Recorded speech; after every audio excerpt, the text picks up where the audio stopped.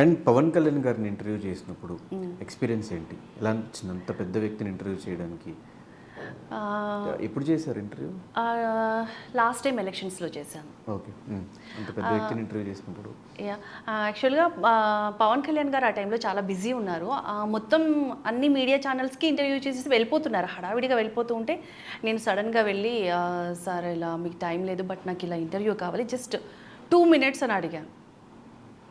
పక్క నుంచి వాళ్ళకి పవన్ కళ్యాణ్ గారు పక్కన వేరే వాళ్ళు, లేదండి అస్సలు టైం లేదు సార్ వెళ్ళిపోవాలి అర్జెంటుగా అని చెప్పేసి అంటే, నువ్వు ఆగు అని చెప్పి వాళ్ళని ఆపి ఓకేనమ్మా చేద్దామని చెప్పేసి అన్నారు. నేను తొందరగా మైక్ తీసుకొచ్చి ఆయన ముందు పెట్టి ఆయన చూస్తూ క్వశ్చన్స్ అడగడం మర్చిపోయా. ఆయన ఎంత క్యూట్గా ఆయన స్మైల్, ఆయన క్యూట్నెస్ చూసి నేను అంటే నేను ఎప్పుడు మనం మామూలుగా అంత ఫియర్ ఉండదు కదా, మనం ఏ పొలిటీషియన్ని చూసినా ఏ సెలబ్రిటీస్ని చూసినా మనం ఈజీగా క్వశ్చన్స్ అడిగేస్తూ ఉంటాం. ఫస్ట్ టైం అనమాట నేను పవన్ కళ్యాణ్ గారిని చూసి కాసేపు అలా ఉండిపోయాను, ఏం అడగాలో గుర్తులేదు.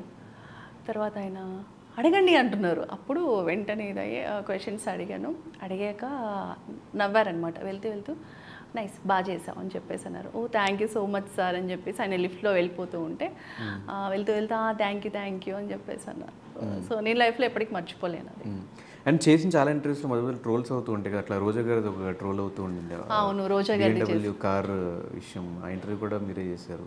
ఏమనిపించిన తర్వాత? ఏమైనా వాళ్ళ దగ్గర నుంచి కాల్స్ ఏమైనా వచ్చినాయా? రోజా గారు మెసేజ్ చేశారు.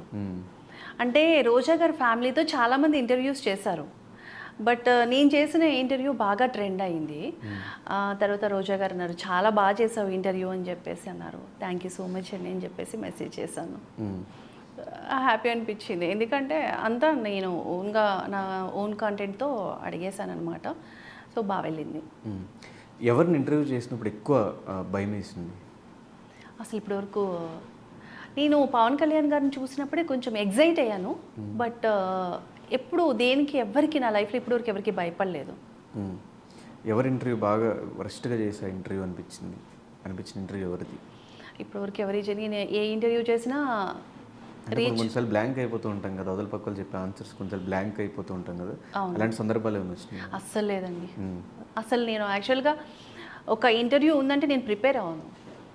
సో ఆ పర్సన్ ఏంటి అనేది తెలుసుకుంటూ వస్తా కూర్చుంటా అడిగేస్తాను చేసేస్తాను అంతే, ఏదైనా అంతే. సో అంత ఎవరు లేరు. సో మీడియాకి రాకముందు కానీ మీడియా ఫీల్డ్లో చేస్తున్నప్పుడు కానీ ఏమైనా స్ట్రగుల్స్ ఫేస్ చేశారు ఫినాన్షియల్గా కానీ ఫ్యామిలీ పరంగా కానీ? లేదు, ఫస్ట్ నేను మీడియాకి వస్తున్నప్పుడు మా ఫాదర్ మా డాడీ వాళ్ళు అసలు ఒప్పుకోలేదు. మీడియా అంటే యాక్సెప్ట్ చేయలేదు, ఇండస్ట్రీ అని యాక్సెప్ట్ చేయలేదు. బట్ కొంచెం అప్పుడు మాత్రం నాకు చాలా మా పేరెంట్స్ని కన్విన్స్ చేయడానికి నాకు కొంచెం టైం పట్టింది. సో మా బ్రదర్ సపోర్ట్ తోటే నేను మీడియాకి వచ్చిన, ఇండస్ట్రీకి వచ్చిన. మా బ్రదర్ సపోర్ట్ బాగుంటుంది. ఫినాన్షియల్గా ఏమైనా ఇబ్బంది పడిన సందర్భాలు? అసలు అలాంటిది ఏం లేదు.